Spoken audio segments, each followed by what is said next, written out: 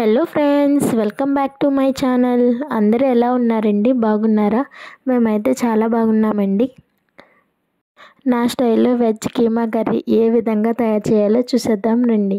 ముందుగా ప్యాన్ పెట్టుకుని ఆయిల్ వేసుకోవాలి. ఆయిల్ హీట్ అయ్యేంత వరకు చూసి తర్వాత దానిలోకి ఉల్లిపాయలు, పచ్చిమిరపకాయలు, కరివేపాకు, కొత్తిమీర వేసుకోండి. ఉల్లిపాయలు బ్రౌనిష్ కలర్ వచ్చేంత వరకు నూనెలో వేయించుకోవాలి.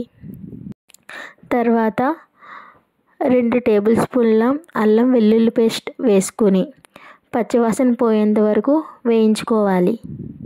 దానిలోకి 2 గంటల ముందు నానబెట్టుకున్న పచ్చిశనగపప్పును శుభ్రంగా కడుక్కొని దానిలోకి వేసుకోవాలి.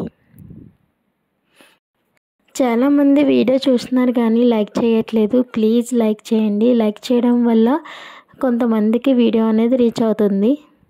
నానబెట్టిన శనగపప్పును వేసుకున్న తర్వాత ఒక 2 నిమిషాల పాటు నూనెలో వేయించుకోవాలి. తర్వాత అందులోకి 1/2 టీ స్పూన్ పసుపు, రుచికి సరిపడినంత కారం. వీడియో నచ్చినట్లయితే ప్లీజ్ లైక్ చేయండి. సరిపడినంత కారం వేసుకున్న తర్వాత రుచికి సరిపడినంత ఉప్పు వేసుకుని 2 నిమిషాల పాటు వేయించుకోవాలి. తర్వాత 1 గ్లాస్ వరకు వాటర్ వేసుకోవాలి.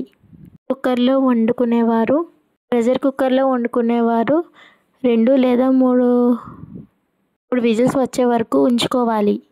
ఒక హాఫ్ కొబ్బరికాయ తీసుకుని దాన్ని కచ్చా పచ్చాగా గ్రైండ్ చేసుకోవాలి. చేసుకున్న కొబ్బరి పేస్ట్ను దీనిలోకి వేసుకోవాలి. నిమిషాల పాటు వేయించుకున్న తర్వాత చేసుకోవడమే. ఎంతో టేస్టీగా ఉండే వెజ్ కీమా కర్రీ రెడీ అయిపోయినట్లే. ఫైనల్గా కొత్తిమీరతో గార్నిష్ చేసుకోవడమే.